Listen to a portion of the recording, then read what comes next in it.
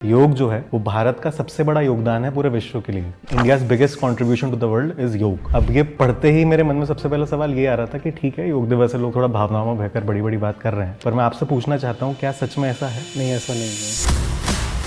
लेकिन साथ ही साथ ये बात पूरी तरह से गलत भी नहीं है अगर हम योग का सही अर्थ समझ लें। एक व्यक्ति बैठ जाएगा और उसके पीछे 10, 20 या 50 और बैठ जाएंगे और वो सबके सब क्या कर रहे हैं? योगा कर रहे हैं। और कहा जाएगा कि सेलिब्रेटिंग योगा डे। आप देखते नहीं है लोगों की तस्वीरें छपते हो, कहते हैं द सेक्सी योगिनी, और उसने अपनी टांग बिल्कुल ऐसे आकाश की ओर कर रखी होगी। टांग आकाश की ओर करने को योग नहीं कहते, मन को आकाश तक ले जाना होता है।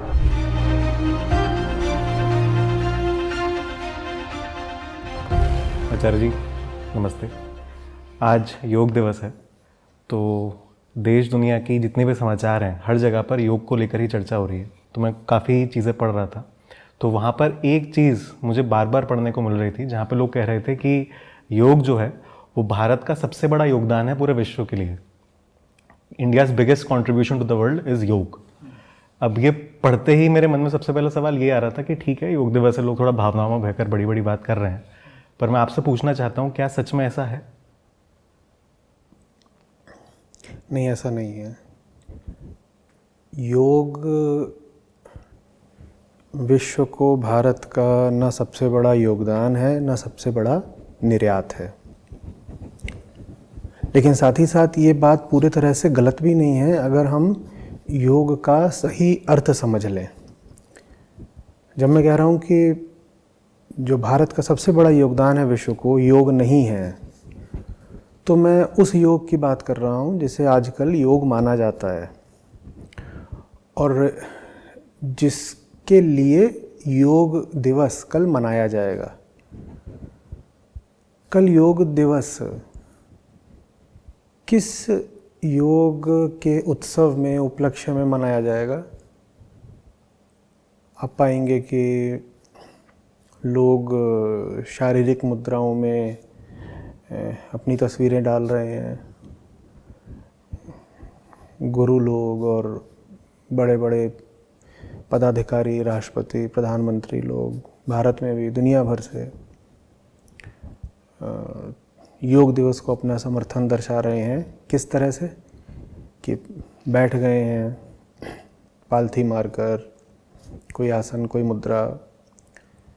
तो ये जो शारीरिक क्रियाएं हैं, इनको योग माना गया है, और जो आप योग दिवस मनाते हो वो वास्तव में इन शारीरिक क्रियाओं का उत्सव है।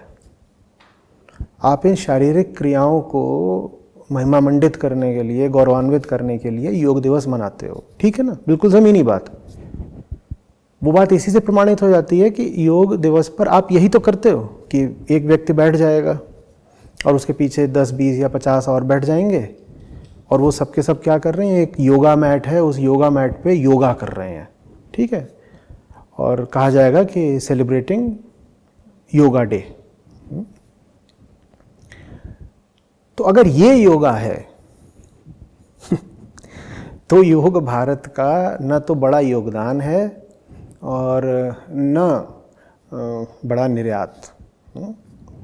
निर्यात व्यापार के अर्थ में नहीं, जब कहा जाता कि India's biggest export to the world, माने ऐसी चीज़ जो भारत से गई और विश्व के काम आई, तो योग उस अर्थ में भारत का सबसे बड़ा योगदान नहीं है। लेकिन अगर योग का असली अर्थ समझो तो है भी, ठीक है? अब बात यहाँ से थोड़ी गूढ़ होगी लेकिन साथ ही साथ मज़ेदार होगी। जहाँ समझ ना आए वहाँ पूछ लेना, मुझे रोक देना, नहीं तो मैं धारा प्रवाह बोलते ही जाऊँगा। देखो, वेदों से उठते 6 दर्शन हैं, और चूंकि वो सब वेदों को मानते हैं इसलिए उनको आस्तिक दर्शन कहते हैं। उनमें वेदांत प्रमुख है। वेदांत क्यों प्रमुख है? क्योंकि जो बाकी के 5 दर्शन हैं वो वेदों के प्रति बस आस्था रखते हैं, और वेदांत वेदों का अंग ही है, ठीक है? तो वेदों का जो केंद्रीय दर्शन है वो सबसे ज़्यादा स्पष्टता से और सबसे ज़्यादा निकटता से, सबसे ज़्यादा केंद्रीयता से, मार्मिकता से वो वेदांत में परिलक्षित होता है। वेदांत जैसे वेदों का हृदय है, ठीक है। अब आपका कपड़ा हो सकता है और आपका हृदय हो सकता है, इन दोनों में आपके लिए ज़्यादा आवश्यक क्या है और आपके ज़्यादा निकट क्या है? आपका हृदय ना। तो वेदों के जो सबसे निकट है वो वेदांत है। बाकी जितने भी हमारे आस्तिक दर्शन हैं वो भी वेदों के प्रति सम्मान रखते हैं और वेदों को स्वीकार करते हैं, पर वो वेदांत के पीछे आते हैं। तो योग का भी वास्तविक अर्थ क्या है, इसको आपको वेदांत के प्रकाश में ही समझना पड़ेगा। योग का वास्तविक अर्थ है मन का आत्मा से मिलन, ठीक है। आत्मा क्या है?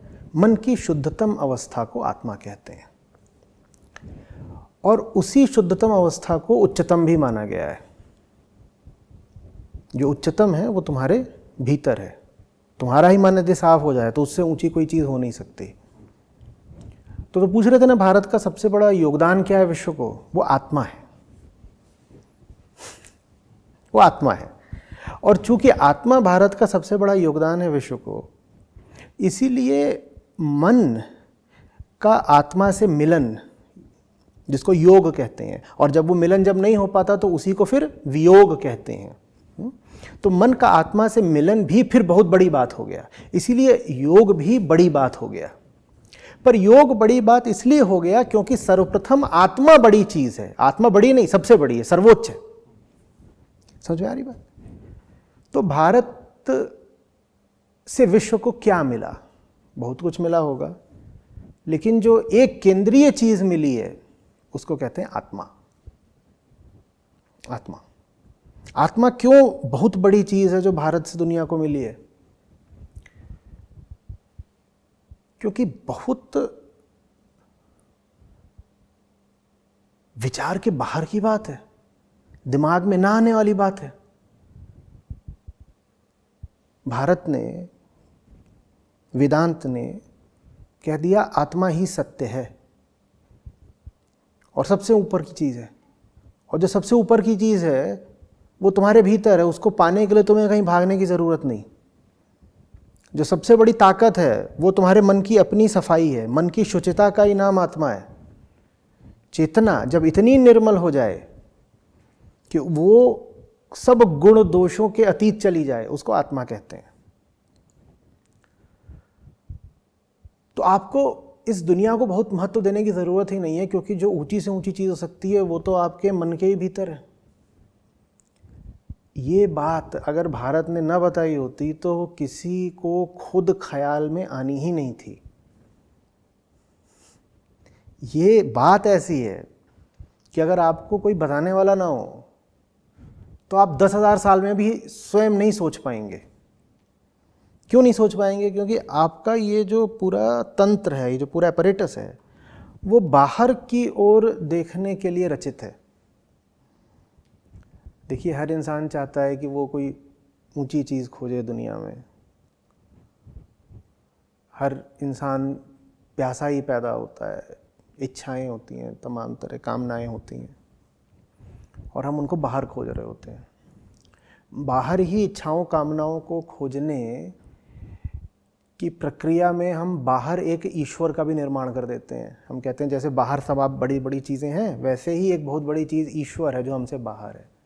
वेदांत कहता है कुछ नहीं, जो सबसे बड़ा है वो तुम्हारे भीतर है। क्योंकि बाहर खोजने वाले भी तो तुम ही हो ना। जो खोज रहा है अगर वही बेहोश है तो वो क्या खोजेगा? तो इसीलिए सबसे बड़ी चीज़ है खोजने वाले की सफाई। आप कुछ खोजने निकले हो और आप बेहोश हो, आपको पता ही नहीं है कि आप कौन हो और आपको पाना क्या है, क्या खोजना है, तो आप क्या खोजोगे? तो वेदांत कहता है सबसे बड़ी चीज़ है खोजने वाले की सफाई। और वो सफाई हो गई, मन आत्मा हो गया, माने मन आत्मस्थ हो गया। उसी को ब्राह्मी स्थिति भी कहते हैं, उसी को ब्रह्मलीनता भी कहते हैं। तो उसके बाद आपको बाहर की बहुत परवाह करने की ज़रूरत नहीं है।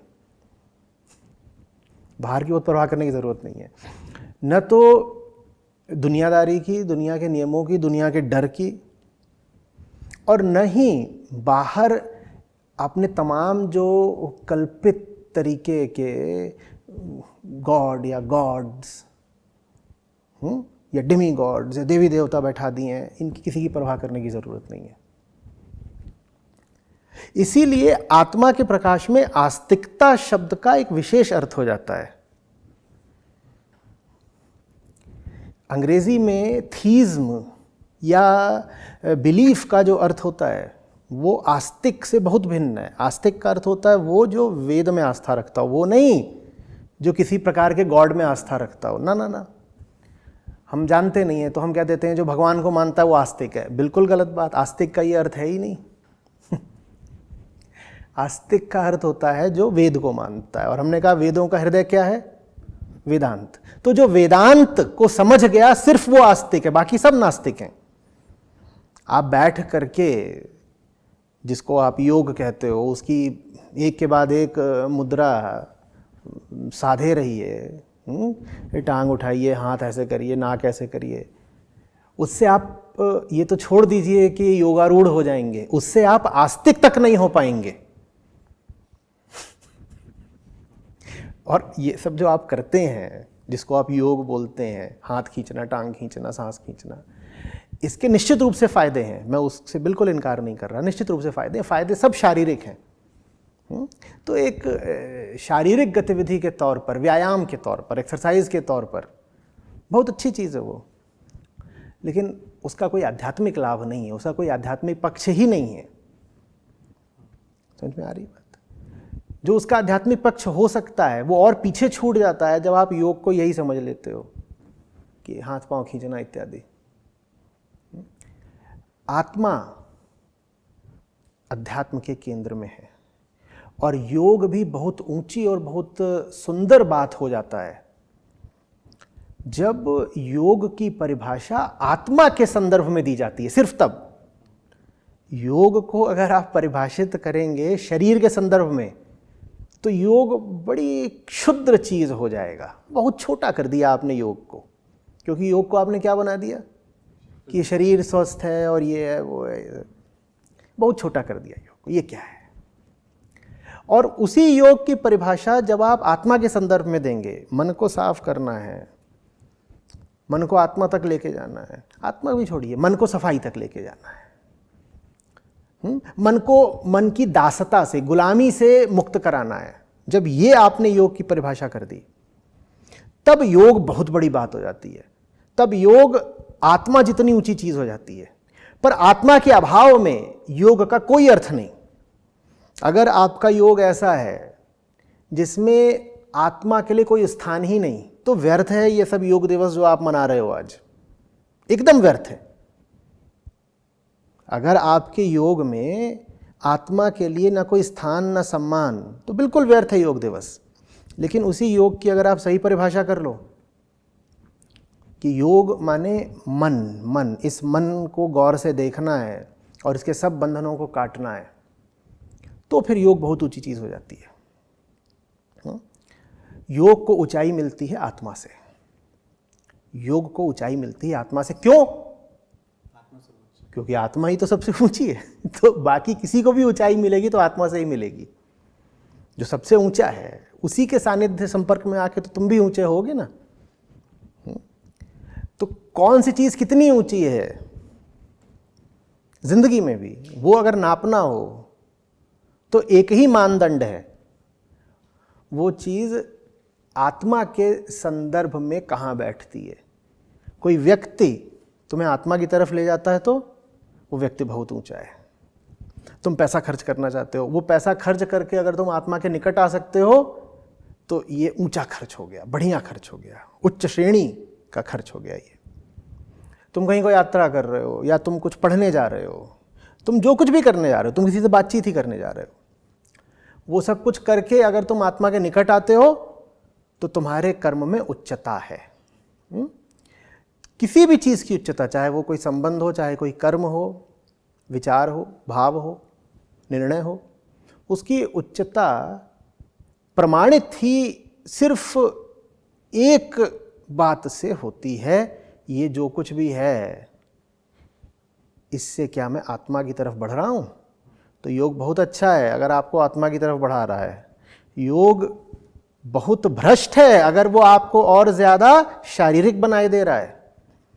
अब आप योग कर रहे हो और योग करने के कारण आप और दिन भर अपने शरीर के ही विषय में सोच रहे हो, अपने शरीर को लेकर के आप में और ज़्यादा तादाद में आ गया है, देहभाव बढ़ गया है। तो क्या है, कौन सा योग है ये? योग शब्द सुनते ही अगर आपके दिमाग में देह नाचने लग जाती है तो ये तो अनर्थ हो गया आपके साथ। पर अभी एक सवाल मेरे मन में उठ रहा है, जिस तरह आपने योग को भी परिभाषित किया आत्मा से संबंध बनाकर, तो हर साल कुछ ट्वीट्स चलते हैं जो योग दिवस पे शेयर किए जाते हैं, उसमें एक फ्रेज़ यूज़ होता है कि yoga is the union of mind, body and soul. Soul जैसी कोई चीज़ भारतीय दर्शन में नहीं होती है। एक तो बड़ी समस्या ये है हिंदुस्तान के साथ कि हमने अपने श्रेष्ठतम ग्रंथ पढ़े ही नहीं है। ये सोल क्या होता है? मन होता है जो कि प्रकृति के 3 गुणों से आच्छादित है, और आत्मा है। ये सोल क्या होता है? या तो ये कहते हो कि माइंड ही सोल है, तब तो ठीक है। किसी ने मुझसे पूछा था, हम जब ऋषिकेश में थे तो किसी विदेशी ने पूछा था व्हाट इज सोल। मैंने कहा था a concept in the mind. फिर पूछा व्हाट इज स्पिरिट, मैंने कहा another concept in the mind. तो ये सोल, स्पिरिट वगैरह मन के विचार हैं, मन के सिद्धांत हैं। इनकी अपनी कोई कीमत नहीं, इनका अपना कोई यथार्थ नहीं। मन है बस, मन। जो कुछ भी तुम सोच सकते हो मन है, और इसीलिए आत्मा को कहा गया है अचिंत्य। तुम उसको सोच नहीं सकते, तुम उसका चिंतन नहीं कर सकते। तो बस 2 हैं, मन और आत्मा। जो कुछ भी चिंतन के दायरे में आ जाता है वो मन है, जो अचिंत्य है वो आत्मा है। आत्मा का चिंतन हो ही नहीं सकता, तो इसीलिए आत्मा के बारे में बहुत बोलना नहीं चाहिए। तो कुल मिला जुला करके वेदांत कहता है कि तुम बेटा मन की बात करो, और देखो तुम्हारे मन में कितनी गंदगी, कितनी गड़बड़ है, सिर्फ उसकी बात करो, माया की बात करो, किस तरीके से तुम फंसे हुए हो। पर जैसे मैंने देखा है आम आदमी के मन में इस वक्त, जैसे आपने आत्मा शब्द का इस्तेमाल किया, तो लोगों के लिए आत्मा का मतलब होता है कुछ भूत प्रेत जैसी चीज़, कि इसके अंदर इसकी आत्मा आ गई और ऐसा हो गया। ये बाहरी प्रभाव है, ये सब बाहरी प्रभाव है। आप अगर वाकई भारतीय दर्शन को देखोगे तो उसमें तो भूत प्रेत जैसा भी कुछ नहीं होता। ये सब भी जो बाहरी संस्कृतियां और बाहरी विचारधाराएं थीं, जब वो भारत पर चढ़ बैठी तो भारतीयों के दिमाग में भी ये सब बातें आ गईं। भूत प्रेत, सोल और जिन्न चुड़ैल और ये सारी जो बातें होती हैं, ये सब यहाँ पर आ गई हैं।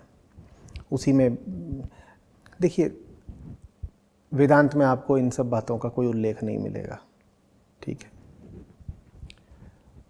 पुराणों में इस तरह की बातों का काफ़ी उल्लेख आपको मिलता है।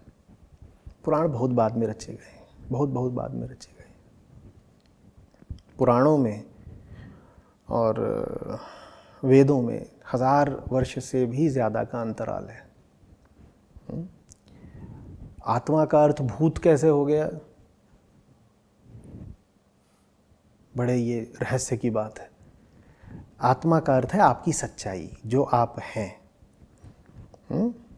आत्मा वो जो अचल है, आत्मा वो जो कहीं आ जा नहीं सकती, आत्मा वो जिसके बारे में उपनिषद कहते हैं कि आँख उसको देख नहीं सकती, कान उसको सुन नहीं सकते, वाणी उसका वर्णन नहीं कर सकती, मन उसको सोच नहीं सकता, पाँव उसकी ओर गति नहीं कर पाते, हाथ उसको पकड़ नहीं पाते, उसको आत्मा कहते हैं।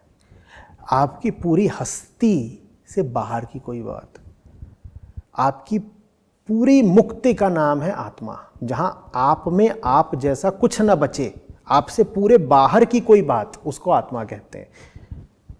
जैसे आपकी पूरी हस्ती ही एक कारागार जैसी हो, आप एक जेल में हैं, तो मुक्ति कहाँ है? जेल से बाहर, उसको आत्मा कहते हैं। आपका अस्तित्व तो जेल की दीवारें हैं, आपका जो कुछ भी है कहाँ है? उन दीवारों के भीतर है। तो मुक्ति कहाँ है? बाहर है पूरी। तो मुक्ति में क्या कुछ भी वैसा होगा जो उन 4 दीवारों के भीतर है? जब आप मुक्त हो जाओगे तो क्या कुछ भी ऐसा बचेगा जो इन चार दीवारों के भीतर है? तो आत्मा वो जिसमें वैसा कुछ भी ना हो जैसा आप में है, उसको आत्मा कहते हैं। और ये बड़ा प्रचलित शब्द चलता है, मेरी अंतरात्मा। अंतरात्मा भी कुछ नहीं होता।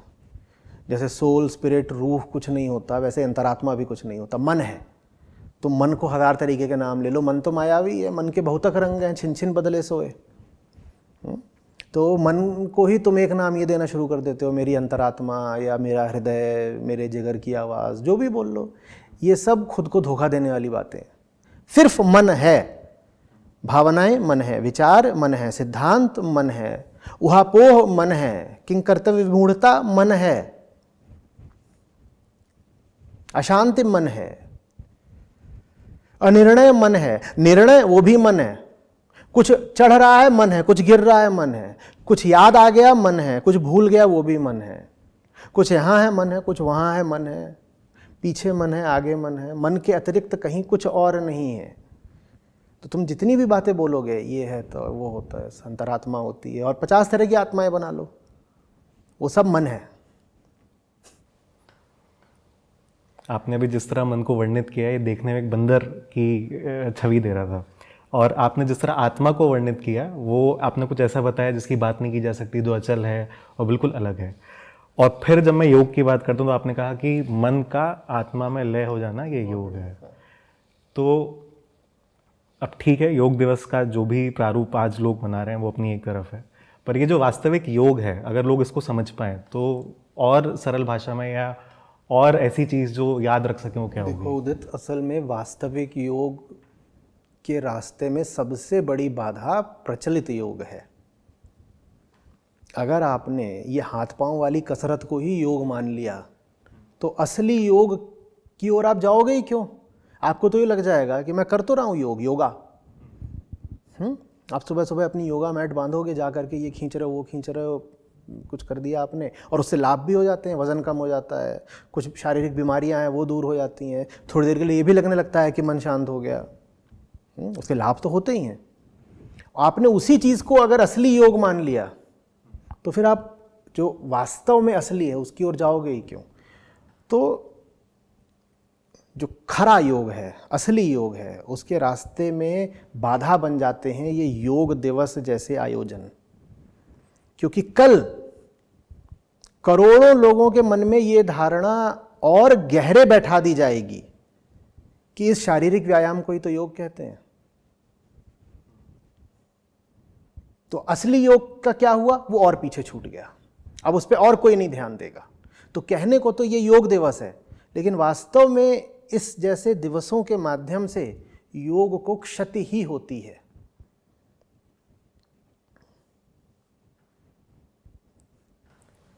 पर मैं एक चीज़ और समझना चाहता हूँ कि योग की जो परिभाषा आपने बताई और योग की जो परिभाषा कल दुनिया एक तरह से उत्सव की तरह मनाने वाली है, ये एक पूरी जो यात्रा है, ये पॉइंट ए से पॉइंट बी तक की, ये कैसे हुई है? ऐसा क्यों हुआ? क्योंकि शरीर वाले काम करना हमेशा ज़्यादा आसान और ज़्यादा आकर्षक होता है। मैं तुमको कहूँ मन साफ करना है, मैं तुमको कहूँ शरीर साफ करना है, बोलो क्या करना चाहोगे? शरीर साफ करना चाहोगे। पहली बात आसान है, दूसरी बात प्रमाणित हो सकता है, तीसरी बात लाभ भी तो मिलते हैं। शरीर साफ हो गया तो कितने लोग तुम्हारी ओर आकर्षित होंगे, विशेषकर जवान हो तुम। योगा कर करके आपने टोन्ड बॉडी बना ली। लोगों का विवाह होने जा रहा होता है, वो तुरंत जा कर के योगा क्लासेस ज्वाइन करते हैं, विशेषकर लड़कियां। और ये मैं नहीं कह रहा, आप जाके योगा इंस्ट्रक्टर से पूछ लीजिए, कितने फायदे हैं ऐसे योगा के जिसको करने के बाद शरीर और आकर्षक हो जाएगा और दूसरों को एक यौन स्तर पर, एक सेक्सुअल डायमेंशन में आकर्षित करने में सुविधा होने लग जाएगी। आप देखते नहीं, ये लोगों की तस्वीरें छपते हैं, कहते हैं द सेक्सी योगिनी, और उसने अपनी टांग बिल्कुल ऐसे आकाश की ओर कर रखी होगी। टांग आकाश की ओर करने को योग नहीं कहते, मन को आकाश तक ले जाना होता है। तो इस तरह से हम सब कुछ भ्रष्ट कर डालते हैं। योग जिसका अर्थ मन को साफ करना है, मन को हल्का करना है, उसका हमने अर्थ बना दिया शरीर को हल्का करना। और मैं फिर कह रहा हूँ, शरीर को हल्का करने को लेकर के मुझे किसी तरह की आपत्ति बिल्कुल नहीं है। मैं तो चाहता हूँ लोगों के शरीर हल्के हों, मेरा भी हल्का हो, तुम्हारा, सबका शरीर हल्का हो, बहुत अच्छी बात है। लेकिन भाई, योग शरीर को हल्का करने का नाम नहीं होता। तुमने कितनी ऊंची चीज को कितना छोटा बना डाला, और छोटा ही नहीं बना दिया, तुमने असली चीज के विरोध में खड़ी कर दी ये छोटी चीज। अब हर आदमी शरीर पकड़ के बैठ जाएगा और असली चीज को भूल जाएगा। एक चीज़ मैंने और देखी है कि इस योग का महिमा मंडन करने के लिए लोग क्या बोलते हैं कि ये हज़ारों साल पुरानी चीज़ है, और उसको सीधे महर्षि पतंजलि से जोड़ते हैं। तो ये जितनी भी योग की मुद्राएं आजकल चलती हैं, क्या ये सच में उनका पतंजलि जी से कोई संबंध है? पढ़ लो भाई, योग सूत्र इतना भी गोपनीय ग्रंथ नहीं है कि तुम्हें अनुपलब्ध हो। गूगल कर लो पतंजलि योग सूत्रास, और मुझे बता दो कि उसमें ये सब कहाँ है। अरे बात तुमको तो पता है, तुम पहले भी बात कर चुके हो, तुम जानते हो ये सब कहाँ से आ रहा है।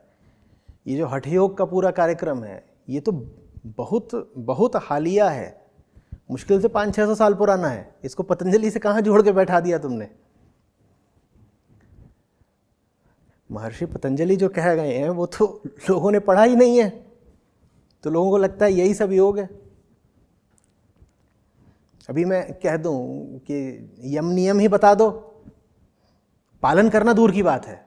मैं कहूँ आचार्य, हिंसा, अस्तेय, इनका पालन करना है, उतने में तो धराशायी हो जाएंगे लोग। मैं कहूँ नाम ही बता दो यम नियम के। लोगों को नाम नहीं पता और अपने आप को योगी बताते हैं। ये जो योगी घूम रहे हैं इतने, इनसे कह दो कि अष्टांग योग के 8 में से तुम 4-5 अंग बता दो, नहीं पता होंगे इनको, और पता हो भी तो उसका पालन करना तो बहुत दूर की बात है। बस एक चीज़ पता होती है कि फिट दिख रहे हैं, फिट। तो ये जो फिटनेस कल्ट है ना, बड़ी ये दुख की बात है कि इसने योग को भी लील लिया। आप देखते हो किसी का वजन बढ़ा हुआ है तो आप उसको तुरंत सलाह करते हो, एक काम करो, या तो जिम ज्वाइन कर लो, या एरोबिक्स या योगा। आप देख रहे हो आपने अब योगा का नाम किन 2 चीज़ों के साथ जोड़ दिया? जिम और एरोबिक्स। जो कल्ट ऑफ फिजिकल फिटनेस है, इसने योग को एकदम भक्ष लिया, खा लिया। योग का अर्थ ही यही बन गया कि जैसे एरोबिक्स करते हो वैसे योग कर लो। क्या मिलेगा? देखो, पेट अंदर चला जाएगा और ज़्यादा बढ़िया, और जो फायदे होंगे तो होंगे, सेक्सी भी तो दिखोगे।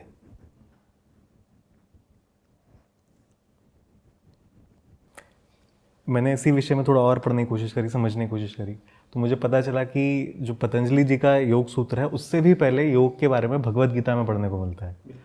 और भगवत गीता के कुछ वर्सेस देखो, इसलिए मिलता है क्योंकि योग वास्तव में आत्मा से जुड़ी हुई बात है, और आत्मा का बहुत स्पष्ट निरूपण कहाँ पर है? वेदांत में है। भगवत गीता क्या है? वेदांत की प्रस्थान त्रयी का एक बड़ा मोटा मजबूत स्तंभ। तो योग वास्तव में क्या है ये जानना है तो भगवत गीता की ओर ही जानना पड़ेगा। पतंजलि योग सूत्र पढ़ने से भी पहले आप भगवत गीता पढ़िए, अगर आपको योग क्या है ये जानना। और भगवत गीता में बहुत स्पष्ट श्लोक हैं जो बताते हैं कि योगी कौन, योग कहते किसको हैं, योग किसको कहते हैं। तो आपको योग को जानना है तो पहले थोड़ा आत्मा के प्रति रुचि दिखाइए। आत्मा के प्रति आप रुचि तब दिखाएंगे जब पहले ये समझ में आए कि मन भी जीवन भी 1000 तरह के बंधनों में चल रहा है। इतने बंधन हैं, उनसे मुक्ति चाहिए, उसी मुक्ति का नाम आत्मा है। अब आपके लिए योग शब्द महत्वपूर्ण हो जाएगा। फिर आप जाएंगे भगवत गीता की ओर। भगवत गीता बहुत साफ साफ बताती है योग क्या है। पर इसमें मैं एक चीज़ और पूछना चाहूँगा, जैसे आपने भी कहा ना कि किसी भी व्यक्ति का वजन बढ़ता हुआ दिखता है तो उसको सलाह ये दी जाती है कि जिम कर लो, एरोबिक्स कर लो, योग कर लो। तो एक्चुअली जो लोगों के मन में सवाल उठता है, जिज्ञासा उठती है योग क्या होता है, वो उठती इन्हीं सब कारणों की वजह से है कि किसी की फॉर एग्जांपल टेस्ट करवाया और डायबिटीज़ निकल के आई, किसी का वजन बढ़ रहा है, किसी का हार्ट की कोई प्रॉब्लम है, इस वजह से लोग योग की तरफ आते हैं। लोग शायद कभी भी ये सोच कर कि हमें जीवन में मुक्ति चाहिए, इस वजह से योग की तरफ और नहीं आते यही हैं। वजह है कि योग को इतनी प्रसिद्धि मिली है, क्योंकि हम सब कौन हैं? हम देहाभिमानी लोग हैं, बॉडी आइडेंटिफाइड पीपल, जिनके लिए ज़िंदगी में बॉडी ही सब कुछ है। तो इसीलिए चारों तरफ भारत में, भारत से बाहर भी योग योग योग योग नहीं, योगा योगा योगा योगा योगा योगा योगा, और उसके भी न जाने कितने ज़्यादा विकृत रूप, हॉट योगा, कोल्ड योगा। अभी मैं कहीं पढ़ रहा था उसमें सॉस योगा, वो केचप मल करके धूप में बैठ करके योगा करते हैं और निकाले ही जा रहे हैं। और ये काम पश्चिम में खूब हो रहा है, क्योंकि सबसे ज़्यादा बॉडी आइडेंटिफिकेशन कहाँ है? पश्चिम में है। अभी आप ही बता रहे थे ना कि दुनिया में जिस योगा इंस्ट्रक्टर की सबसे ज़्यादा फॉलोअर हैं वो भारतीय है ही नहीं, वो कोई विदेशी है। उसे करोड़ों में, शायद यूट्यूब पर भी फॉलोअर हैं, करोड़ों में। क्यों? क्योंकि विदेश के पास आत्मा जैसा कोई सिद्धांत भी नहीं था। आत्मा की समझ की नहीं बात कर रहा, आत्मा के सिद्धांत की बात कर रहा हूँ। वहाँ तो अंडरस्टैंडिंग छोड़ो, कॉन्सेप्ट भी नहीं है। तो वो पूरे तरीके से बॉडी आइडेंटिफाइड हैं, तो उनको योगा बहुत पसंद आया। इसीलिए भारत में भी जो ये तथाकथित योगा गुरु हैं, ये दुनिया भर में खूब फैले, खूब फैले। और ये कराते क्या? ये वही है, बस कसरत। मुझे समझ में नहीं आता कि ये फिर बैठ के प्रवचन क्यों देते हैं। किसी ये जो सब तुम्हें कसरत वगैरह कराते हैं, इनसे बैठ के कहना कि गुरुजी थोड़ा सा ज्ञान दीजिए, ये लगभग वैसी सी बात है कि तुम अपने जिम इंस्ट्रक्टर को बोलो कि थोड़ा ज्ञान दीजिए।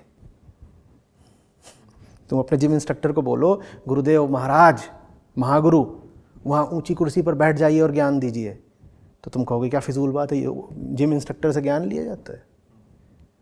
तो ये लोग जो तुमको बता रहे हैं कि अब ऐसे झुक जाओ, अब ऐसे कर लो, ये कर लो, अब ये कर लो, इनसे तुम ज्ञान लेने क्यों चले जाते हो? लेकिन इनको प्रसिद्धि खूब मिलेगी, ये सब चीज़ प्रचलित बहुत होगी, और इसमें पैसे का खूब खेल चलेगा, क्योंकि हर बंदा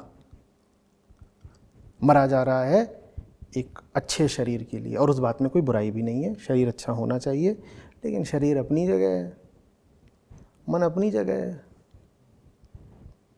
जब मन रोता है तो उसमें फिर शरीर नहीं काम आता। जिसको आप बोलते हो ना कि ज़िंदगी ऐसी चल रही है, वैसी चल रही है, तो ज़िंदगी के सब सुखों दुखों का अनुभव शरीर नहीं कर रहा होता, मन कर रहा होता है। आपकी जो भी समस्याएं हैं, गौर से देखिएगा कि ज़्यादा मन से संबंधित है या शरीर से। किसी ने आज तक कहा है तन चंगा तो कठौती में गंगा? कहा है? मन चंगा तो कठौती में गंगा। क्योंकि दुख भी तन में नहीं, मन में होता है। मन रोता है आपका, इसीलिए आप कितने भी दुखी हो, आप सो जाते हैं तो दुख चला जाता है ना, क्योंकि दुख मन में था, मन सो गया, दुख चला गया उतनी देर के लिए। तो योग का अपहरण हो गया है,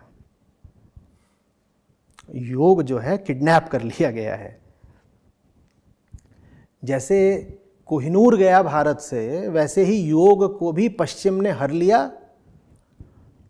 और भारत में कभी भी ऐसों की कमी नहीं रही है, जयचंद जैसों की, जिन्होंने विदेशियों को मदद दी हो भारत को जीतने में। आज के जयचंद कौन है? जिन्होंने योग का अपहरण करवा दिया। सब ये सब जो योगा गुरु घूम रहे हैं, ये आज के जयचंद हैं। कुछ अपवाद होंगे, कुछ अच्छे होंगे, उनका सम्मान करता हूँ, लेकिन अधिकांश तो वही हैं जिन्होंने, भाई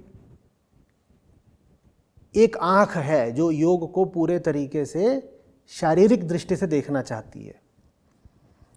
और आप एक भारतीय योग गुरु हो, आपका क्या धर्म है? आपका धर्म होना चाहिए उसको समझाना कि ऐसे नहीं, योग को ऐसे नहीं देखना, योग का असली अर्थ समझो। आओ पहले आत्मा की बात करेंगे, शरीर की बात भी करेंगे, शारीरिक अभ्यास भी कर लेंगे, पर वो बहुत बाद में आएगा, पहले आत्मा की बात करेंगे। ये आपका धर्म होना चाहिए ना। मान लो तुम कोई विदेशी हो, तुम आते हो मेरे पास और तुम कहते हो I am mesmerised by yoga, तो मुझे टीच करिए। क्यों टीच करिए योगा? मतलब मेरे को बहुत अट्रैक्टिव लगता है जब मैं देखता हूँ the kind of flexibility that people have and this that, and I have also heard that yoga helps increase average age by 5 years. I've also heard that hypertension and so many other things, हाँ PTSD, ये सब जो है इससे ठीक हो जाता है। और आप ये सब आए हो बताने मेरे पास, और आप कह रहे हो कि ये सब मुझे आकर्षित करता है इसलिए मुझे योग सिखाओ। तो मेरा धर्म क्या है? मेरा धर्म है कि मैं आपको बताऊं ना कि बेटा इसको योग नहीं कहते, योग कुछ और बात है। उसकी जगह मेरी नज़र जा रही है आपके डॉलर पे, और मैं कह रहा हूँ कौन इसको बताए योग का असली मतलब। ये जो चाहता है उसको वही दे दो और इसके डॉलर निकलवा लो, और डॉलर यहीं नहीं निकलवा लो, बाहर जा जाके डॉलर बटोरो। पिछले 100 सालों में भारत से बहुत सारे योग गुरु बाहर गए हैं, उन्होंने खूब कमाया है। वास्तव में जितने भी गुरु बाहर गए हैं उनमें एक बड़ी तादाद इन्हीं योगा गुरुओं की है, जो कि कुछ नहीं बस कसरत सिखाते हैं लेकिन अपने आप को गुरु कहते हैं, और फिर गुरु बन भी गए। कोई पूछे कि ज्ञान तो वेदांत में है, उसी को ज्ञान कांड कहा जाता है वेदों का। वेदांत से तुम्हें कोई मतलब नहीं तो तुम्हारे पास ज्ञान आया कहां से? हो तो तुम योगा इंस्ट्रक्टर, वेदांत तुम खुद कहते हो तुमने कभी पढ़ा नहीं। और भारतीय दर्शन साफ कहता है कि वेदों का ज्ञान खंड है वेदांत, वो तुमने पढ़ा नहीं। तो तुम फिर ज्ञान की बातें लोगों से कर क्यों रहे हो? तुम अधिक से अधिक लोगों को ये बताओ कि हाथ ऊपर कैसे करना है, टांग कैसे खींचनी है, ये सब बता दो। मैं क्षमा चाहता हूँ, मैं असम्मान नहीं दर्शा रहा हूँ योग के प्रति, बस मुझ में एक रोष है उनके लिए जिन्होंने योग के अर्थ को भी विकृत कर दिया है। मैं योग के प्रति सम्मान के कारण ही ये सब कह रहा हूँ।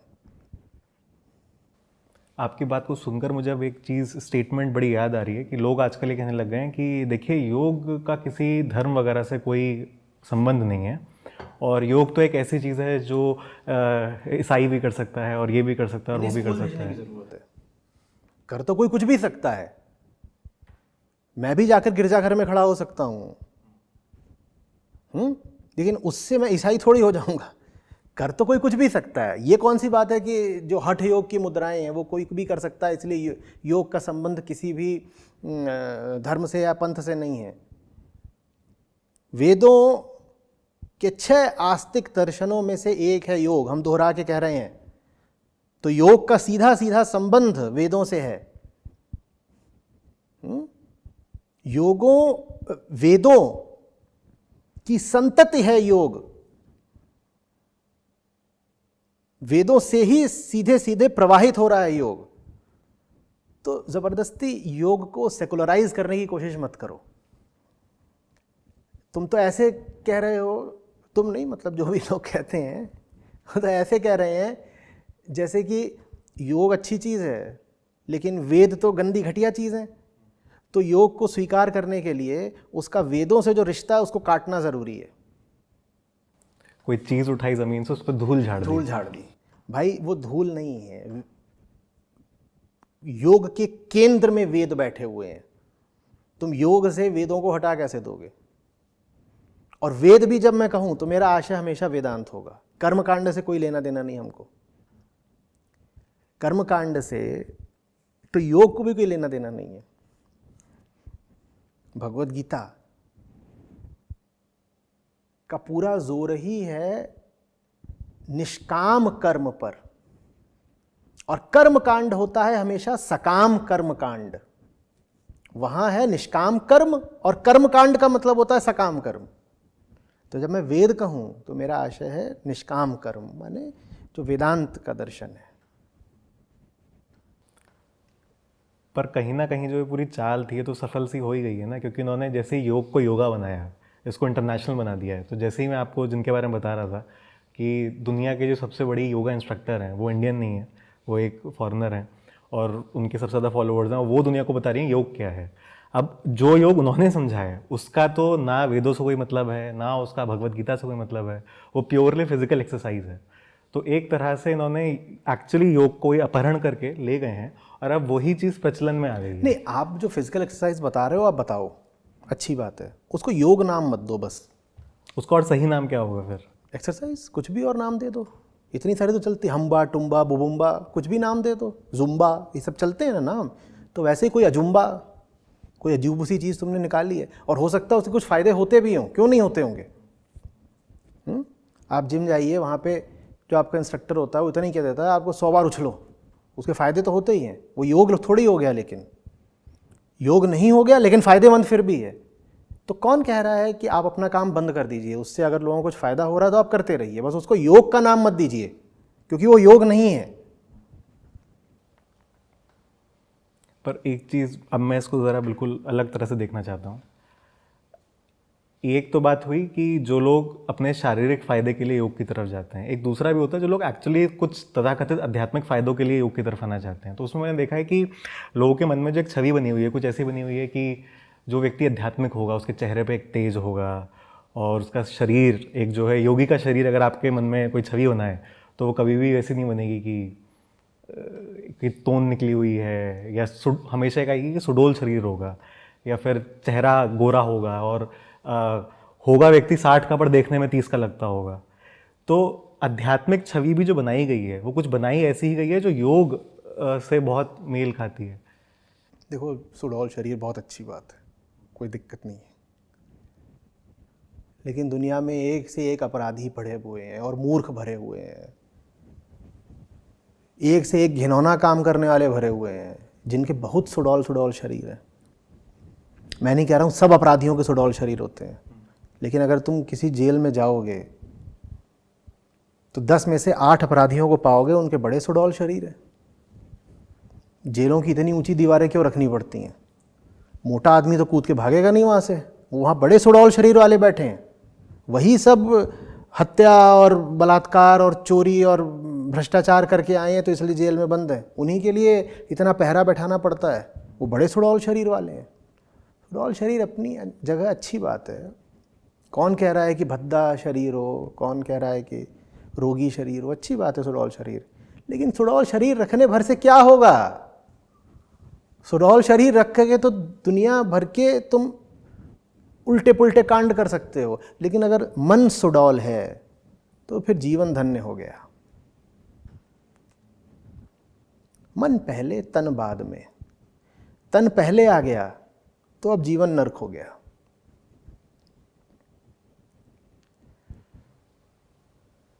अभी उस पूरी चर्चा से एक शब्द जो थोड़ा बाहर रहा है चर्चा से, कि प्राणायाम जिसे बोलते हैं, सांस किस तरह लेनी है और उसके पूरा, उसको लोग थोड़ा बहुत इsoteric मानते हैं कि एज इफ उसमें कुछ स्पिरिचुअल फ़ायदा हो सकता है। तो ऐसा कुछ है कि प्राणायाम कुछ सांस अंदर बाहर किसी पर्टिकुलर तरह से करने देखो, मन को तुम जब भी किसी भी गतिविधि पर केंद्रित करोगे तो उससे एक तरह की एकाग्रता तो आ ही जाती है। तो प्राणायाम के लाभ निश्चित रूप से हैं, पर उन लाभों में कोई आध्यात्मिक लाभ शामिल नहीं है। उससे ऐसा कुछ नहीं होगा कि आपकी चेतना का ऊर्ध्वगमन हो जाएगा या आप अपने गुण दोषों को बेहतर पर रखने लगेंगे, ऐसा कुछ नहीं होने वाला। लेकिन फिर भी प्राणायाम अच्छी क्रिया है, लोगों को करनी चाहिए। तो अब मैं इसको और बेहतर समझना चाहूँगा कि हमने बात करी शुरुआत में जो योगा है तथाकथित, अभी उससे लोगों को शारीरिक लाभ होता है और वो ठीक है, उसकी जितना भी उससे लाभ होता है। उसी तरह से प्राणायाम है, उससे लोगों को हो सकता है कुछ मन को शांत करने में लाभ मिलता है तात्कालिक रूप से। फिर अब ये आध्यात्मिक लाभ क्या है? जो आध्यात्मिक लाभ होता है जानना कि मैं कौन हूँ और मेरे भीतर क्या क्या बैठा हुआ है। अध्यात्म का मतलब ही बस यही होता है, जितना तुम अपने आप को आज तक जानते हो उससे अधिक जानना अपने आप को। अध माने अध वही है जहां से आ रहा है अधिक, आत्म माने मैं। जितना आज तक तुमने अपने आप को जाना उससे अधिक जानो, वो है अध्यात्म। अध्यात्म जो तुम अपने आप को आज तक जानते आए हो उससे ज्यादा जानने को अध्यात्म कहते हैं। अध्यात्म भी आत्मा। हाँ, अध्यात्म शब्द के ही केंद्र में आत्मा बैठा हुआ है। आत्मा नहीं तो कोई अध्यात्म नहीं। और आत्मा की ओर वो जो अधिक वेग से, अधिक प्रेम से गति करनी है। वो गति नहीं तो कोई अध्यात्म नहीं। आत्मा भी चाहिए और ऐसा मन चाहिए जो कह रहा हो और अधिक और अधिक और अधिक और अधिक जानना है और अधिक निकट जाना है। तो ये अधिक, ये मन का सूचक है और आत्मा तो आत्मा की सूचक है ही। ऐसा मन जो और अधिकता के साथ आत्मा को पाना चाहता हो, आध्यात्मिक मन होता है। पर मैं इसको अगर थोड़ा ऐसे देखता हूँ, जैसे मैं अपनी जर्नी को भी देखता हूँ, तो यूजुअली कोई भी व्यक्ति इस इंटेंशन के साथ अध्यात्म की ओर नहीं बढ़ता। फॉर एग्जांपल मैं स्वामी विवेकानंद जी की तरफ थोड़ा अट्रैक्ट हुआ था शुरुआत में, तो मुझे कुछ कहानियाँ सुनने को मिली कि वो लाइब्रेरी जाते थे, 4 किताबें उठाते थे और एक बार में सारी पढ़ लेते थे, शाम को वापस कर देते थे। तो मेरे लिए वो एक तरह से मैं उसको इक्वेट करता था कि एक स्पिरिचुअल व्यक्ति जो होता है उसका कंसंट्रेशन बहुत हाई हो जाता है और वो इस तरह से पढ़ाई कर सकता है, उसकी मेमोरी बहुत शार्प हो जाती है। हो भी सकती है, नहीं भी हो सकती है। आप अध्यात्म की ओर इसलिए नहीं जाते कि आपकी मेमोरी शार्प हो जाएगी। ये ऐसी सी बात है कि आप टैंक का इस्तेमाल मच्छर मारने के लिए कर रहे हो। समझ में आ रही है? टैंक का इस्तेमाल मच्छर मारने के लिए नहीं करते। तो स्मृति को बेहतर बनाने के लिए अध्यात्म का प्रयोग नहीं किया जाता। हो सकता है स्मृति बेहतर हो जाए, हो सकता नहीं भी हो। संतों ने यहाँ तक कहा है कि जब से राम के साथ लौ लगी है तब से कुछ भी याद रहना बंद हो गया। उल्टा भी होता है। स्मृति की एकाग्रता तो छोड़ दो, स्मृति का लोप होना शुरू हो जाता है। किसी ने पूछा था कि ये सुमिरन सुरति ये सब क्या है? संतों ने कहा ना सुमिरन सुरति लगाए के, तो मैंने कहा विस्मरण को ही सुमिरन कहते हैं। बोले विस्मरण? सुमिरन माने तो स्मरण होता है ना, विस्मरण। जो कुछ तुम्हें याद है वही तो तुम्हारा बोझ है, उसको भुलाने का इनाम तो अध्यात्म है। ये जो मूर्खतापूर्ण बातें तुम अपने मन में बांध करके घूम रहे हो, ये सब स्मृतियाँ जो तुम्हारी ज़िंदगी का बोझ बनी हुई हैं, इन्हीं को छोड़ने का, इन्हीं को पीछे रख देने का नाम तो अध्यात्म है। तो ऐसा नहीं है कि स्मृति आपकी बहुत अच्छी हो जाए, इसमें कोई आध्यात्मिक पक्ष है ना। स्मृति अच्छी हो जाए अच्छी बात है, जो ढंग की बात है वो याद रखो, फालतू बात क्यों याद रखनी है? और जो बात याद रखने लायक नहीं है उसको तत्काल भुलाना भी तो ज़रूरी है ना। ये विवेक है अध्यात्म। ये थोड़ी कि कोई भी कूड़ा कचड़ा किताब उठा ली, उसे 400 पन्ने पढ़ लिए और वो 400 पन्ने एकदम याद कर लिए। पागल हो जाओगे। काहे को याद कर लिए? भूलो, तुरंत भूलो, डिलीट करो। तो ये मैं थोड़ा समझना चाह रहा हूँ अभी, जैसे जो प्राणायाम और योग है उनके प्रॉपर भौतिक फायदे हैं जो लोगों को साफ साफ दिखते हैं। हाँ, भौतिक फायदे हैं। और जो ये अध्यात्म जिसकी आप बात करते हैं, आध्यात्मिक लाभ की, उसका कोई भौतिक फायदा है जो व्यक्ति? उसका भौतिक फायदा उसके लिए है जो सब भूतों का दृष्टा है। भौतिक फायदे से हमारा क्या मतलब है? शरीर का फायदा। फिर पूछ रहा हूं, दुख का अनुभव शरीर करता है, सुख का अनुभव शरीर करता है। योग की ओर भी क्या शरीर गया था? योग की ओर भी मन गया था ना। मन ने शरीर को आदेश दिया था, टांगों से कहा था चलो चलो योगा सेंटर की ओर। मन है जो परेशान है, और मन चूंकि अपनी परेशानी को ठीक से पहचान नहीं पा रहा तो सोचता है कि मेरी परेशानी तन के कारण है। उसकी परेशानी तन के कारण है ही नहीं या उसकी परेशानी अधिक से अधिक 5-10% तन के कारण है। बाकी उसकी जो पूरी परेशानी है अपने अज्ञान के कारण है। मन को ज्ञान चाहिए, मन को कसरत नहीं चाहिए। मैं ये 4-5 बार बोल रहा हूँ, मुझे कसरत से कोई आपत्ति नहीं है, कसरत मैं भी करता हूँ। लेकिन तुम कसरत को ही अगर जीवन में बहुत ऊंचा स्थान दे दोगे तो फिर तो हो चुका तुम्हारा योग। तो इसका मतलब है कि जो लोग जीवन में आनंद और शांति और इन सब की बात करते हैं और उनके एक्चुअली चाहते हैं कि इसकी तरफ बढ़ें, उनके लिए योग और प्राणायाम जो है वो एक आखिरी सॉल्यूशन नहीं है। आखिरी तो बिल्कुल ही नहीं है, एकदम ही नहीं है। लेकिन ठीक है, अच्छी बात है। कृष्णमूर्ति भी जीवन भर कुछ योगिक क्रियाएं करते थे, प्राणायाम वगैरह करते थे, अच्छी बात है। उससे उनको 91 साल जीने में मदद मिली। पर 91 साल जीना भी तभी अच्छा है ना जब 91 साल में करने लायक तुम्हारे पास कुछ हो। उसके लिए मन के पास इतनी सफाई और इतनी दृष्टि होनी चाहिए कि उसको पता हो कि ज़िंदगी में करना क्या है। नहीं तो 91 साल जी के क्या करोगे? शरीर तुमने बहुत अच्छा कर लिया और जिए ही जा रहे हो, काहे के लिए? जी। अब मेरे पास कुछ गीता के श्लोक हैं, मैं चाहता हूँ कि मैं आपसे इनके जो असली अर्थ हैं, जो मे बी शायद हम सब लोग समझ सकें, उन पे थोड़ा प्रकाश डालिएगा। गीता के दूसरे अध्याय में मैंने देखा कि 45वां श्लोक है, 48वां श्लोक है, 49वां श्लोक है, 50 श्लोक है। मैं कुछ पढ़ता हूँ आपके सामने। 45वां श्लोक कहता है कि वेद तीनों गुणों के कार्य का ही वर्णन करने वाले हैं। हे अर्जुन, तू तीनों गुणों से रहित हो जा, निस्त्रैगुण्य हो जाओ। हाँ, निर्द्वंद्व हो जा, निरंतर नित्य वस्तु परमात्मा में स्थित हो जा, योग क्षेम की चाहना भी मत रख और परमात्मा परायण हो जा। आगे वो कहते हैं कि हे धनंजय, तू आसक्ति का त्याग करके सिद्धि असिद्धि में सम होकर योग में स्थित हुआ कर्मों को कर, क्योंकि समत्व ही योग कहा जाता है। जी जी, लोग नहीं समझ पाएंगे। जो उन्होंने पहली ही बात कही है उसी से स्पष्ट हो जाएगा कि योग क्या है। कह रहे हैं कि कृष्ण कह रहे हैं कि वेदों का जो मीमांसा वाला भाग है, पूरा पूर्व मीमांसा, जिसमें अधिकतर कर्मकांड है, कह रहे उसमें तो देखो जितनी बातें हो रही हैं वो सब प्रकृति के अंतर्गत ही आती हैं, जो त्रिगुणात्मक है सारी बातें। ये कौन सा श्लोक है? ये 45वां श्लोक, दूसरे अध्याय सांख्य योग, 45वां श्लोक। तो अर्जुन को समझा रहे हैं कि उन सब बातों के परे जाने को योग कहते हैं। प्रकृति के तीनों गुणों से आगे की जो बात है उसको योग कहते हैं। तो उसको कह रहे हैं, तुम, बड़ा सुंदर शब्द है ये, मुझे प्यारा है ये शब्द, तुम निस्त्रैगुण्य हो जाओ। माने तुम प्रकृति के अतीत चले जाओ, तुम प्रकृति के परे चले जाओ, इसको योग कहते हैं। अब शरीर तो प्रकृति है पूरा, तुम शरीर पे ही अटक के रह गए, तो तुम इन तीन गुणों से आगे कहाँ बढ़ पाए? और कृष्ण साफ साफ बता रहे हैं कि योग का अर्थ क्या है। और इतनी बार उन्होंने इतने श्लोकों में साफ साफ योग का अर्थ बताया है।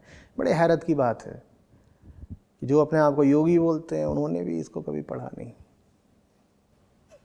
अब ये मुझे बड़ा अजीब लग रहा है कि एक तरफ मैं देखता हूँ कि गीता पे बहुत जोर चलता है, वेस्ट में खूब बात करते हैं गीता की, और योग की भी खूब बात करते हैं, पर कहाँ ये दोनों एक साथ मिल जाते हैं? वो जो यूनिटी है ना, समरस हो जाना, एकत्व, वो पश्चिम में पाया ही नहीं जाता। उनकी समस्या ये है। भारत के लिए, इसीलिए तो मैं कह रहा हूँ कि भारत का सबसे बड़ा योगदान विश्व को आत्मा है। आत्मा वो बिंदु है जहाँ सब कुछ आकर के एक हो जाता है, शून्य हो जाता है। पश्चिम में तो बल्कि इस बात को सम्मान दिया जाता है यदि विचार खंड खंड हों, कई धाराएं हों। कहते हैं कई धाराएं हैं, ऐसी बात है, वैसी बात है, स्कूल ऑफ थॉट है, ऐसी यहाँ पे ये विचार और आइडियोलॉजी है, ऐसा है वैसा। भारत ने ये जो अतुलनीय अमूल्य योगदान दिया है वो ये है बताने का कि इन सब विविधताओं में तुम्हें दुख ही मिलेगा। विविधताओं के पार जो एक है, बस वहीं मुक्ति है, वहीं आनंद है। और वहीं पहुंचने का नाम योग है। और वहाँ तुम तभी पहुंच सकते हो जब तुम मन का अवलोकन करना सीखो। मन की जगह अगर तुम तन में उलझ के रह गए तो वहाँ कभी नहीं पहुंच पाओगे। तन में उलझ जाना भी माया की एक चाल है जो तुम्हें योग से दूर ले जाती है, असली योग से। और बताइए जी, इसमें जो 48वां श्लोक है, इसमें वो कहते हैं कि हे धनंजय, तू आसक्ति का त्याग करके सिद्धि असिद्धि में सम होकर योग में स्थित हुआ कर्मों को कर, क्योंकि समत्व ही योग कहा जाता है। समत्व योग कहा जाता है। ये सब कुछ तुम्हारे लिए एक जैसा हो जाए, ये सब कुछ एक जैसा दिखाई दे, इसमें कोई विविधता नहीं रह गई तुम्हारे लिए कि ये कम है, ये ज्यादा है। जो ज्यादा लगेगा फिर उसकी ओर भागोगे। भागना तुम्हें किधर को है? वास्तव में तुम्हें किधर को भागना चाहिए? आत्मा की तरफ। लेकिन अगर तुम्हें यहाँ विविधता दिखाई देने लग गई तो यहाँ जो चीज़ तुम्हें ऊंची, आकर्षक है, मूल्यवान दिख रही, तुम उसकी ओर भाग लोगे, लो फंस गए, गड़बड़ हो गई। तो योग में इसलिए समता का बड़ा महत्व है। ममता मिटी उठी उर समता, हृदय में समता उठनी चाहिए। समता का अर्थ ये नहीं है कि सब कुछ बराबर है। समता का अर्थ ये है किसी ऐसी ऊंची चीज से प्रेम लग गया है जिसके आगे अब ये सब कुछ एक सा दिख रहा है। कैसा एक सा दिख रहा है? नगण्य, उपेक्ष, नेग्लिजिबल, वर्थ इग्नोरिंग। कुछ ऐसा मिल गया है कि उसके आगे ये हो कि ये हो, सब बराबर हो गया है। ठंडा खाना मिल रहा है, गर्म खाना मिल रहा है, सुध किसको है? हमें प्यार हो गया है। ये समता कहलाता है। योग के केंद्र में समता बैठी, तो योग के केंद्र में आत्मा से प्रेम बैठा है। जहाँ प्रेम नहीं है वहाँ योग कैसे हो सकता है? अध्यात्म अधिक अधिक, हमने कहा अधिक अधिक क्या, अधिक क्या, प्रेम। अधिक से अधिक प्रेम हो आत्मा के लिए। आत्मा माने अपनी ही उच्चतम अवस्था, अपनी ही उच्चतम अवस्था, अपनी ही उच्चतम हालत से बहुत प्रेम है, बहुत ललक है वहां पहुंचने की, इसको अध्यात्म कहते हैं।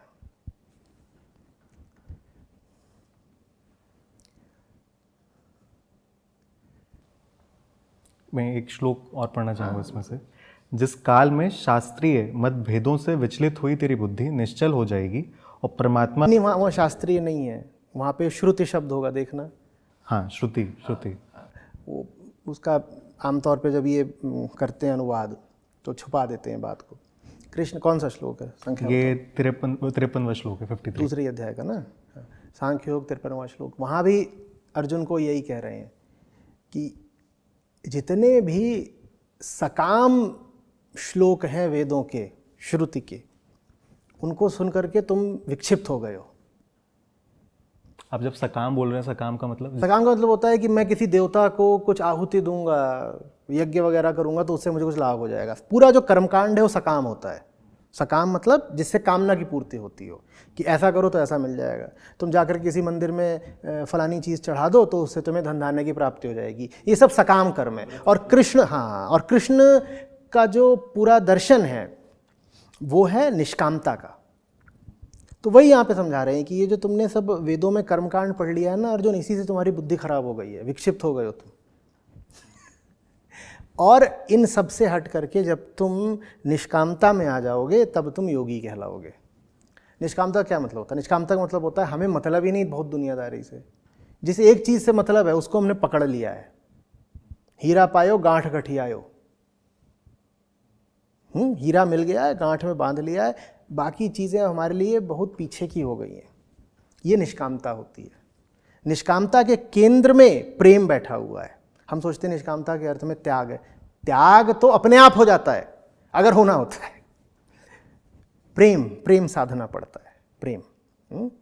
तो ये सब जो तुम दुनिया भर के प्रपंच करते रहते हो, ये छोटी चीज़ को पालूँ, इससे लड़ लूँ, ये छीन लूँ, ये झपट लूँ, फलानी चीज़ को किसी तरीके से घर ले आ लूँ, फलानी इच्छा की पूर्ति कर लूँ, जब तुम्हें इन सब से बहुत आगे की एक प्रबल इच्छा पकड़ लेगी। किसकी इच्छा अर्जुन? मेरी इच्छा। मामेकम शरणम व्रज।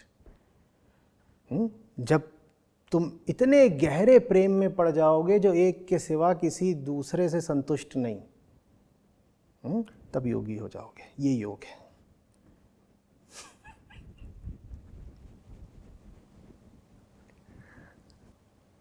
अब मुझे समझ में आ रहा है कि कृष्ण को बार बार गीता में योगीराज भी कहा। योगीराज, वो योगीराज इसलिए है क्योंकि वही समस्त योग का लक्ष्य है।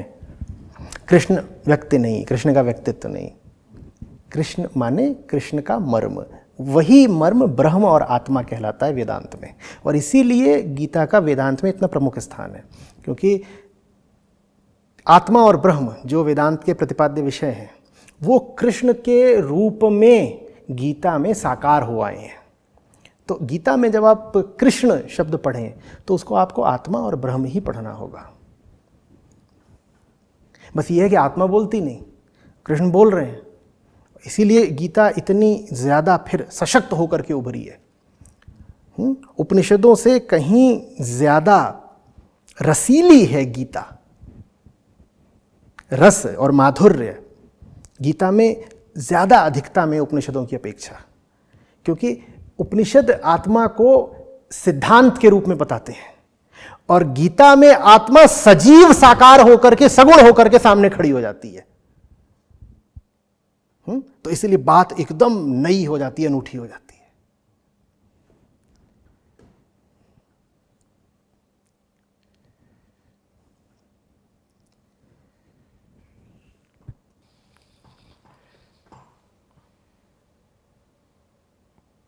योग क्या है और क्या नहीं, इसके ऊपर जो पूरी चर्चा हुई, ये तो मतलब मेरे लिए काफ़ी नई थी कुछ चीज़ों में। अब मुझे ये दिख रहा है कि कल जब मैं ट्विटर पे लोगों के योगा दिवस के ट्वीट्स पढ़ूंगा तो मुझे अंदर ही अंदर कहीं ना कहीं हंसी आ रही होगी कि चल क्या रहा है ये। हंसी तो आती है, लेकिन साथ ही बड़ा दुख भी होता है। कबीर साहब का है ना वो कि हंसूं और रोना साथ आता है, कौन सा है? डर लागे और हंसी आवे। कि हंसी तो आती है लेकिन साथ ही साथ लोगों के लिए बड़ा दुख भी होता है कि योग जैसी ऊंची चीज़ को तुमने क्या बना दिया। और ये बनाने में मैं क्षमा नहीं कर सकता जो काम इन कमर्शियल योगा गुरुओं ने किया है और जो काम अब तमाम तरह के राजनेता भी कर रहे हैं। योग को बिल्कुल विकृत ही कर डाला, एकदम विकृत कर डाला।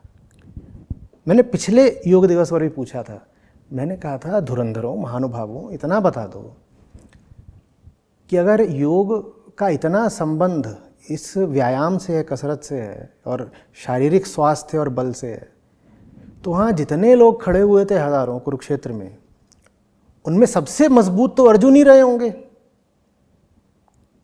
अर्जुन को योग की क्या जरूरत है? अर्जुन तो पहले ही सबसे ज्यादा मजबूत है। हो सकता है शारीरिक दृष्टि से वो कृष्ण से भी ज्यादा मजबूत हो। अर्जुन तो बहुत मजबूत है। तो अर्जुन को 18 तरह के योग क्यों बताए कृष्ण ने? अब शारीरिक स्वास्थ्य के लिए तो नहीं बताए होंगे ना। शारीरिक स्वास्थ्य तो अर्जुन का पहले ही बहुत अच्छा है, फिर भी उनको 18 प्रकार के योग बताने पड़ रहे हैं कृष्ण को। किस लिए? बात क्या दिखाई नहीं दे रही कि योग सीधे सीधे मन की बात है? अर्जुन का मन कांपा जा रहा है, उसको ठीक करने के लिए योग है। तुम क्या बना रहे हो योग को? लेकिन अब मन की सफाई का फोटोशूट हो नहीं सकता ना। क्या करें हमारे बेचारे पॉलिटिशियन? ट्वीट कैसे करेंगे कि आज मैंने अपना मन साफ करा? क्या बताएंगे कि आज मैंने गीता का पाठ करा, आज मैं योगीराज कृष्ण के निकट बैठा? क्या बताएंगे? ये सब बातें बताने की नहीं होती। तो फिर वो दिखाते हैं कि देखो आज मैं भी योगा मैट लेके लगा हुआ हूं।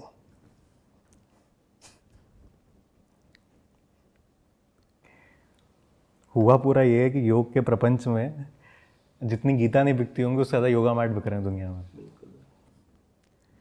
और एक से एक अंदर से बिल्कुल खाली लोग, योग के प्रैक्टिशनर और इंस्ट्रक्टर दोनों बने बैठे हैं। एकदम खाली लोग, जिनके भीतर न करुणा है, न आत्मज्ञान है, न किसी तरह की कोई समझ है, यहां से पूरी तरह से खाली।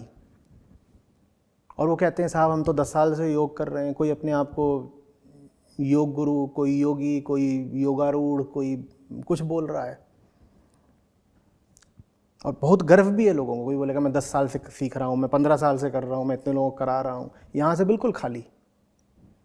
खाली ही नहीं, ये मन ऐसा जो कि आत्मा से घृणा करता है, आत्मा से अरुचि और द्वेष रखता है, ऐसा मन रखने वाले लोग भी अपने आप को योग से संबंधित बता रहे हैं। क्योंकि जब दिमाग पूरे समय हर चीज को देह की तरह देख रहा देह है की तरह देखा तो देह तो उनकी बहुत अच्छी है, देह तो बहुत अच्छी है। उसी देह के दम पर वो अपने आप को योगी सिद्ध करे रहते हैं।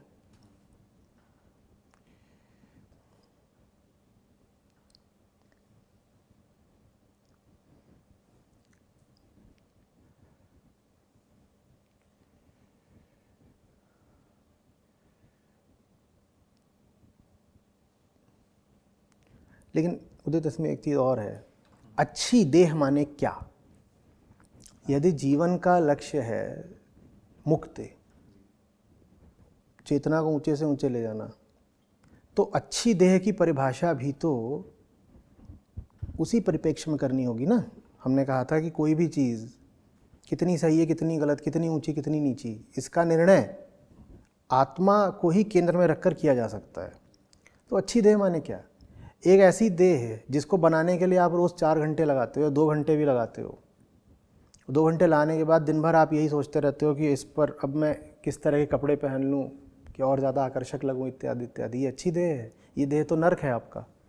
हम क्या सोच रहे हैं, देह बीमार हो जाए तभी आपका नर्क बनती है? ना, एक स्वस्थ देह भी आपका नर्क हो सकती है। अगर आपका चित्त आपकी देह से ही भर गया है, आप हर समय देह के बारे में ही सोच रहे हो, तो देह हो सकता है आपकी बहुत स्वस्थ हो, लेकिन ये देह भी आपके मन का नर्क है। तो अच्छी देह माने क्या? देह तो एक संसाधन है, एक रिसोर्स है, जिसका आपको इस्तेमाल करना है किसी ऊंची जगह पहुंचने के लिए। अच्छी देह वो है जो प्रस्तुत हो इस्तेमाल होने के लिए। देखिए, दो तरह की गाड़ियां हैं जो बिल्कुल बेकार होती हैं। आपको अपनी मंजिल तक जाना है, मंजिल तक जाने के लिए गाड़ी चाहिए, ठीक है। आप मन है ड्राइवर, मंजिल मुक्ति है, और गाड़ी क्या है? शरीर, ठीक है ना। मन को तन में बैठ करके अपनी मंजिल तक पहुंचना है। अब दो तरह की गाड़ियां हैं जो बिल्कुल बेकार होती हैं। एक तो खचारा गाड़ी जो हर समय सर्विस सेंटर में पड़ी रहती हो, माने ऐसा शरीर जो अस्पताल में पड़ा रहता है, वो तो है ही बेकार। और आप ऐसी गाड़ी का क्या करोगे जिसको खरीदने के लिए आपको अपनी 10 साल 20 साल की जमा पूंजी लगानी पड़ गई हो, और आप मंजिल को भूल करके बस गाड़ी का ही ध्यान रख रहे हो कि कैसे खरीदूं, कैसे इसकी किश्त भरूं, तो उस पर स्क्रैच ना लग जाए। स्क्रैच ना लग जाए। अब ऐसी गाड़ी दिखेगी तो बहुत अच्छी, बहुत सुंदर, ठीक वैसे जैसे बहुत लोगों का स्वस्थ शरीर बहुत सुंदर दिखता है, लेकिन तुमने उस स्वस्थ शरीर की बहुत बड़ी कीमत अदा करी है। तुमने बहुत बड़ी कीमत अदा करी है। जो काम 10 लाख की गाड़ी में हो सकता था, तुम्हें मंजिल तक पहुंचना था, ठीक, वो काम तुमने 2 करोड़ की गाड़ी में करा। अब ये गाड़ी बहुत आकर्षक दिखेगी दूसरों को, लेकिन इस गाड़ी को खरीदने में तुमने अपनी जिंदगी तबाह कर ली कि नहीं कर ली? वैसे ही शरीर है, तो बहुत बुरा शरीर भी बुरा है, और ऐसा शरीर भी बहुत बुरा है जिसको स्वस्थ और सुंदर और आकर्षक दिखाने के लिए तुम दिन के 4 घंटे 6 घंटे लगाते हो, और तुम्हारी पूरी चेतना ही देह केंद्रित हो गई हो। ऐसा शरीर भी बहुत बुरा है। पर मैं इसी एग्जाम्पल को थोड़ा आगे बढ़ाऊँ तो मुझे दिख रहा है कि लोगों को कहीं ना कहीं से ये इनपुट मिल गया है कि गाड़ी होनी चाहिए और महंगी होनी चाहिए, मंजिल की तो कोई बात। तो फिर ऐसा योगा चलता है। ठीक वही आदमी जो कहता है कि गाड़ी बहुत बड़ी होनी चाहिए, किस मंजिल जाना है ये पता नहीं, ये बिल्कुल वही आदमी है जो ज़बरदस्त रूप से योगा करेगा, एकदम अपना छाती वाती फुला लेगा और मजबूत हो जाएगा, और फिर अपना इंस्टाग्राम पे फोटो डालेगा कि देखो मैं तो योगी हूँ। ये दोनों एक ही आदमी है। शरीर गाड़ी है, तुम्हें पता होना चाहिए उसको कहाँ लेकर जाना है। अगर नहीं जानते कि उस गाड़ी का करना क्या है, तो क्यों उस पर इतना पैसा लगा रहे हो, इतना समय, इतनी ऊर्जा?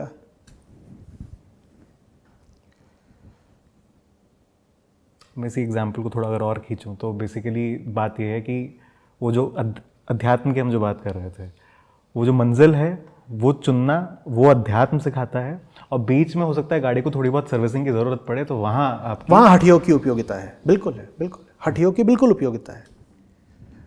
देखो, हठयोग को लेकर के सम्मान है मुझ में, बिल्कुल है, ठीक है।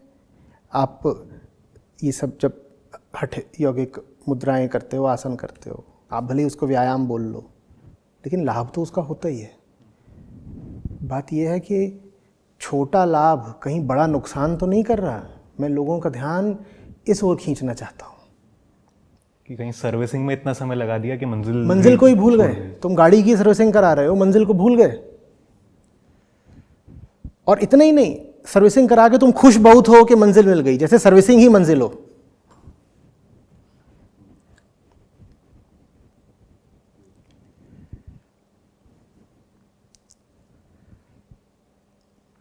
अब लोग कहते हैं कि अगर मैं योग करूंगा तो मैं जो कुछ भी करना चाहता हूं मैं बेहतर कर पाऊंगा ना। ये कितनी मूर्खतापूर्ण नहीं, भयानक बात है। आप योग के जब आप लोग आते हैं, फ़ायदे बेनिफिट्स गिनाते हैं, तो कहते हैं अगर आप योग करते हो तो फिर आप जो कुछ भी करते हो उसको आप और बेहतर, ज़्यादा स्फूर्ति से कर पाओगे। गीता का श्लोक याद आ रहा है, योगा कर्मसु कौशलम। हाँ, उस श्लोक को भी बिल्कुल विकृत करके रख दिया है, योगा कर्मसु कौशलम। बिल्कुल, वो उस श्लोक के अंतिम 3 शब्द हैं, आगे क्या बोला वो कभी बताया नहीं जाता। योग इसलिए नहीं है कि आप जो कुछ भी करते हो उसको आप बेहतर करने लगो, और अगर आप कसाई हो तो योग इसलिए है कि आप और ज्यादा निपुणता से, कुशलता से जानवरों को काटना शुरू कर दो।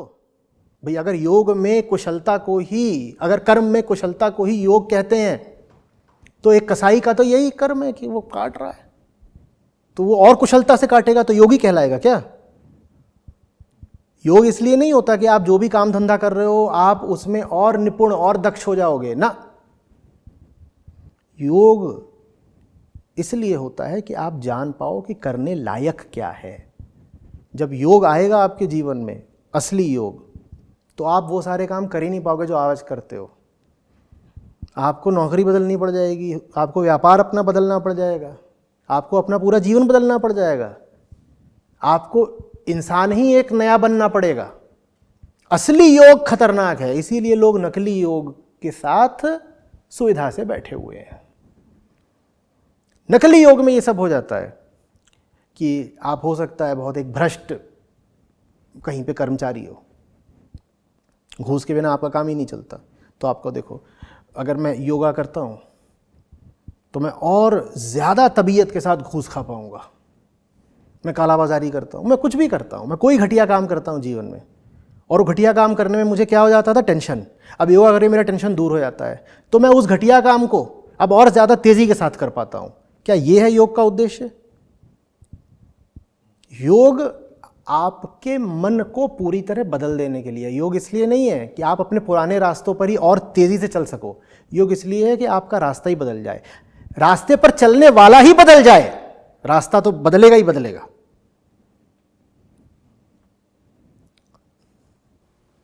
मेरे मन में जितने सवाल थे योग को लेकर, उसका आपने जो भी उत्तर दिया है, मैं आशा करता हूँ उससे मुझे भी और जो लोग भी इस वीडियो को देखने वाले हैं उनके मन में असली योग क्या है इसकी थोड़ी झलक मिली होगी।